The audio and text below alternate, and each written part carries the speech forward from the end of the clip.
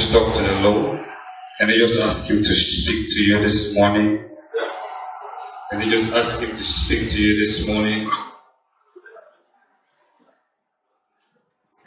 I don't know what your heart desires may be this morning before His presence, but can you ask Him and say, just the Lord, speak to me. Father, speak to me. I am here before you.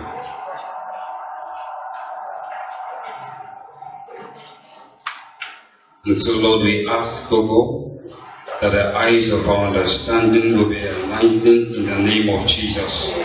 Let your word come to us with power, with strength in the name of Jesus. Thank you, faithful Father. Blessed be your name forever. For in Jesus' mighty name we pray. Amen. Hallelujah. Praise the Lord. Youth in church this morning, praise the Lord. Amen. I was asked to speak on the topic, counting the cost of Christian discipleship. Counting the cost of Christian discipleship. Hebrews 12 from verse 1. Media, please can you help us? Hebrews 12 from verse 1. Thank God for technology that helped us to ease some things. When I was given the topic and I was told that it was a series, so I had to go back to our YouTube channel. How many of us know that we have a YouTube channel? Amen. How many of us know that our Saviour's Anglican Church has a YouTube channel? Amen. So sometimes when you want to go over what you have heard, go back to the YouTube channel. In fact, I was blessed and I said, this is already a good foundation for me to build upon. You know, God speaking to Moses in the book of Exodus, He said, make sure you build circumspectly. He said, make sure you build according to pattern. Hallelujah. So I trust that the Lord will open our eyes to that which He wants us to hear from Him today in Jesus' name. Hebrews 12, King James, okay. Can we read together from verse 1? We'll take verse 1 and verse 2. He said, wherefore, seeing we also are compassed about with so great a cloud of witnesses, so let us lay aside every weight and the sin which doth so easily beset us, and let us run with patience the race that is set before us. Verse 2 said, looking unto Jesus, the author and the finisher of our faith, who for the joy that was set before Him endured the cross, despising the shame, and is set down at the right hand of the throne of God. Can we take the first three words? The first three words. Looking unto Jesus. Can we take it again? Looking unto Jesus. Hallelujah. Amen. I remember, I think earlier this year, before the pandemic came, I was in a mall, and then I bumped into an old friend. We were classmates in secondary school. That was the last time we saw. And then he was in an army uniform. He was the least person I would ever expect to see in an army uniform. Amen. Then I saw him. Is this not you? He said, this is me. We hugged, we exchanged pleasantries, and then we got talking. We sat down somewhere, we got talking. And I was asking him, bro, how did you do it? How did you manage to pass through all of these cons, all of this, everything, all of the struggles and everything? And deep into his face, I was seeing the scars, the pain that he has passed through, and all that he had gone through to have come out and to get that powerful uniform. That uniform that commands so much respect, so much power, so much authority. And then he told me, he said he had already signed up for it. He said immediately we left school, he said with the condition of the country to get a job after a tertiary institution, he said he already signed up that, well, he knows that the road might be rough, but that he has already signed up for it. I said, even with the consent form, that if you die, nobody will be held responsible. He said, yes. I said, wow. And then he gave me a contact to one of our other friends who they were in camp together. And I had to call that one. So you're also a lieutenant? He said, yes. How did you get, in fact, people say I'm slim, but that guy is lean. And I was imagining, how did you guys manage to do this? He said, well, it was their passion, and with God they were able to go through. And then he was advising me. He said, why not go for short service? So I said, me, how, where, how? And then he said that is nothing really. I should just go to YouTube, check videos of camp and see that it's not really as we see it to be. And then I went online, I checked. I saw a lot of horrible things. I said, not me. And then we spoke again. And then he said, finally, he said, if you know you cannot do it, he said, don't go there. If you know you will not be able to pay the price, he said, don't go there.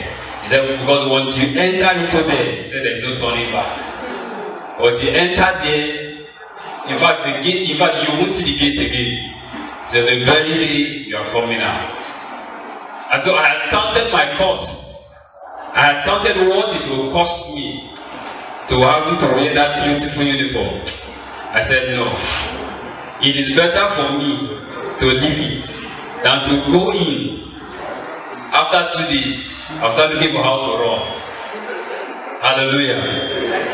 And so I see the military as a form of discipleship. Hallelujah. And so when we are counting the cost to go into discipleship with Jesus Christ, it is just like putting your head on the plow. Whatever comes after it, you have to take it because you have signed up for it. I pray that as we go into what God has in stock for us today, that the Lord will open our eyes more in Jesus' name. It's amazing how that believers today want to press more into God. It's amazing how that every believer today here on earth wants to know more, wants to go into deeper realms, deeper dimension in God. But when it comes to the price that we ought to pay, we run away, we turn back. It's amazing how that every day we sing songs and say, Lord, I want to know you more. I want to see your face more. I want to know you, I want to know you, I want to know you. But how is it that all of our activities, everything that we do daily, is not pointing to the fact that we want to know this God that we claim that we want to be like? How is it that what we want to be like now has been changed from the focus? How is it that Jesus now has now been changed from the focus? And then for some of us, we have become so many things, maybe because of the path that we have chosen. Imagine if I want to become like Barrister, and then I'm trying, and then at the end, I see that I become like Ruth. Then I should know that there was an error in the process. I should know, I should go back and check maybe what my motive was, the route I took, or just something. But I pray the Lord will help us in Jesus' name. Let's look at the text for the sermon, Luke 14. That was where we read as the gospel. Luke 14 from verse 25. Luke 14 from verse 25.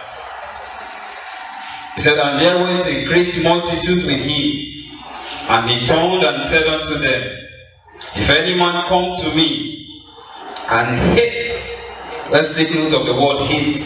He said, and hate not his father, his mother, his wife, his children, and brethren, and sisters, and yea, he said, even his own life also, he said, he cannot be my disciple.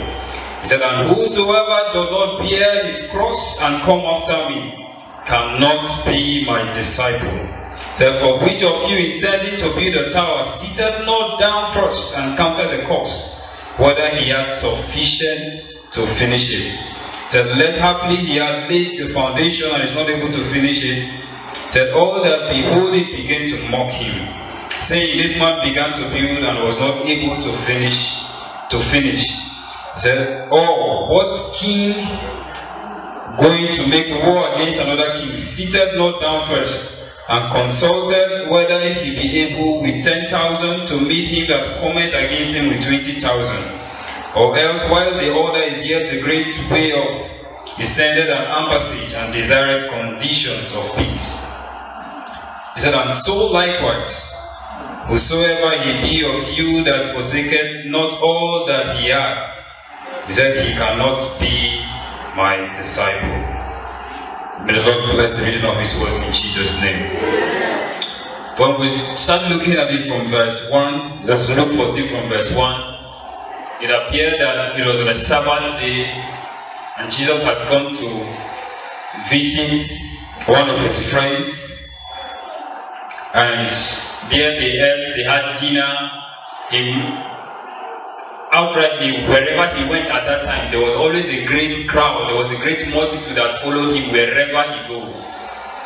And so when they were done eating, they were moving, and at that point, Jesus knew that what this great multitude were coming after him for was just the benefits that they could get from him.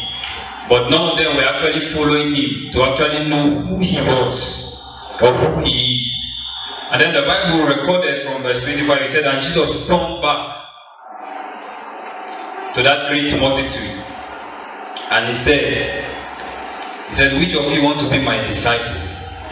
He said, because I know what is in your hearts.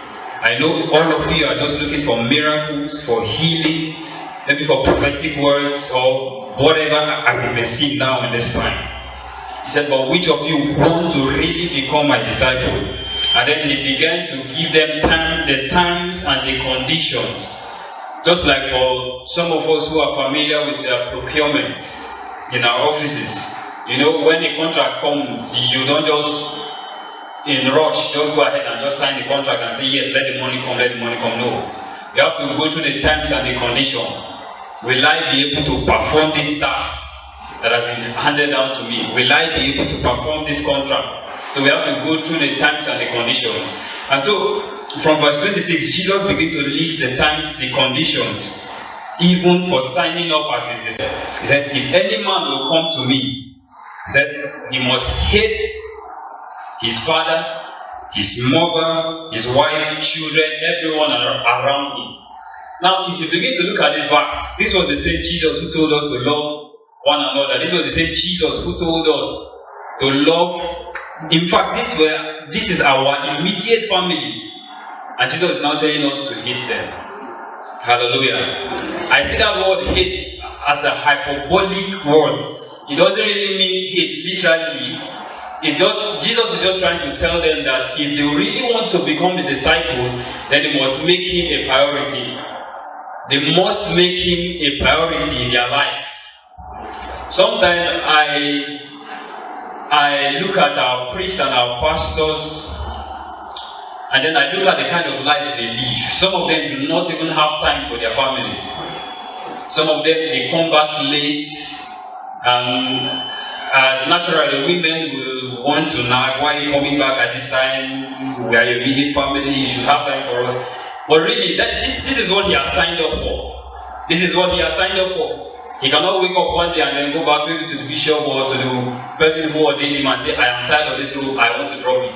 The first question they will ask you is that, but you received the call and then you agreed. So why do you want to back off now? Hallelujah.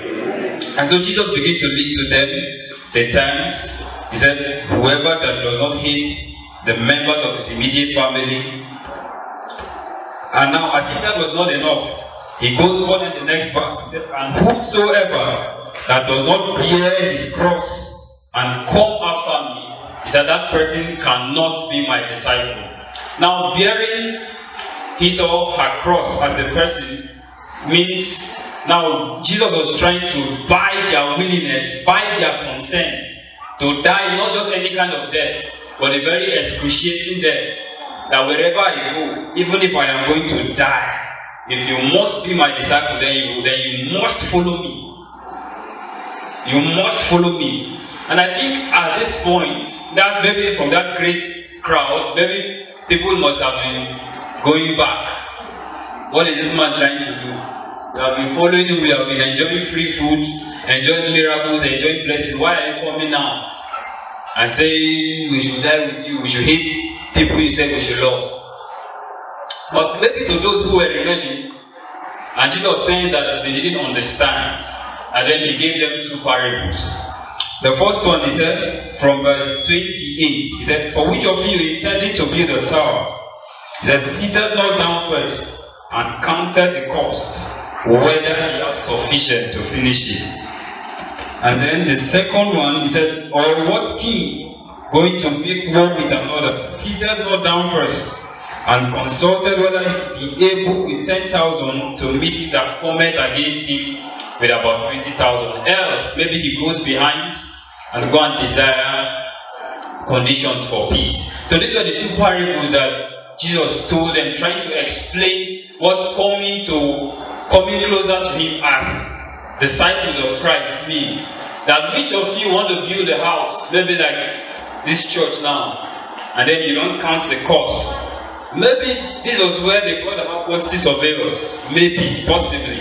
I say so. So that you will count the cost. This is what it will cost me to get this number of blocks for this building. This is what it will cost me to get this and this and this and that. Till this building. So that if the building will cost you about 5 million naira, and then I am only holding 500,000, then I will know that I am not ready for it. Hallelujah. And so these were the parables that he was able to use to explain this thing to them.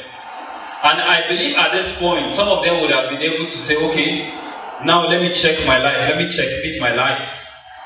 I really want to know this man, I really want to be closer to him.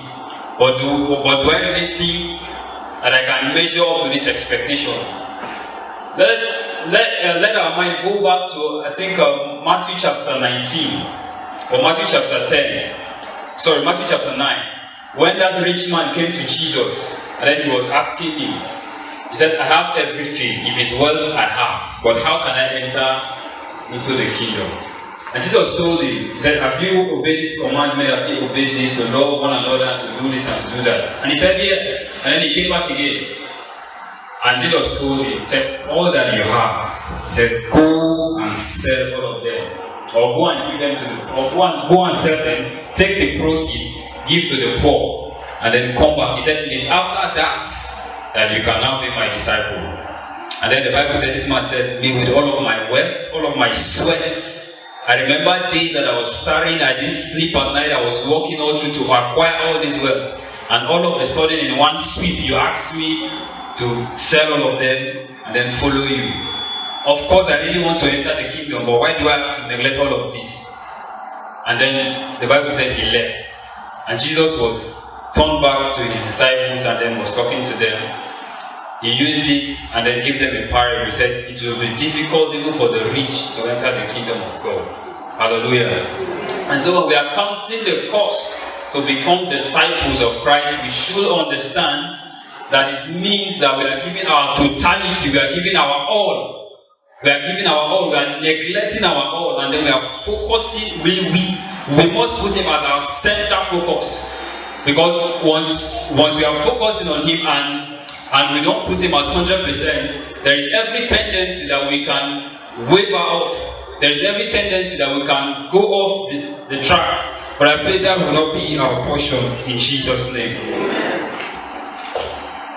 Lastly, in conclusion, I would just want to say that the cost of discipleship means realizing that authentic discipleship may exact from you the highest price or the biggest price possible, both relationally and physically and spiritually.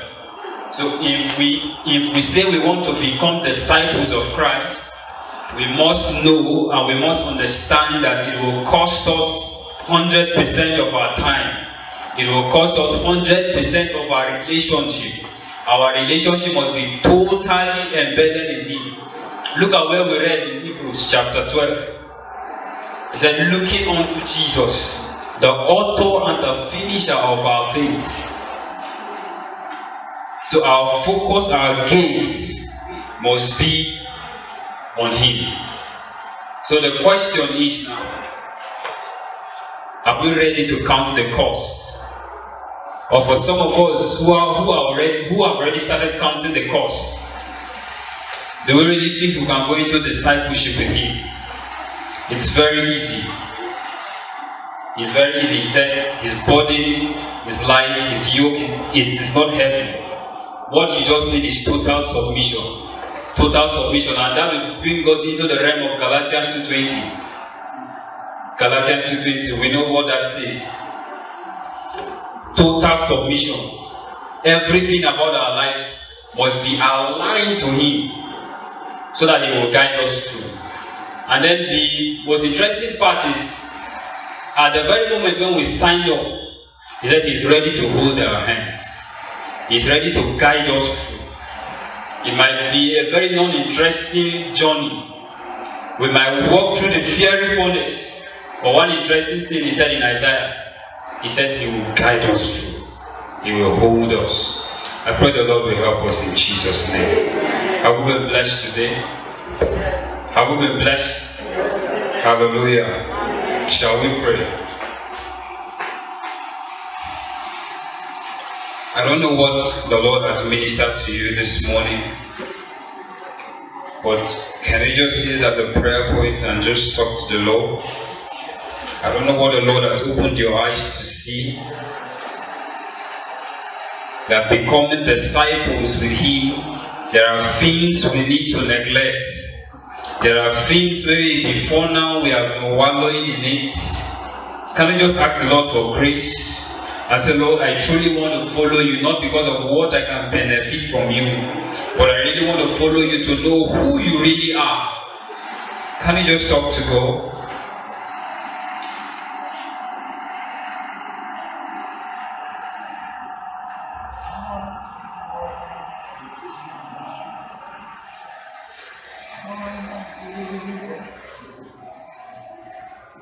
More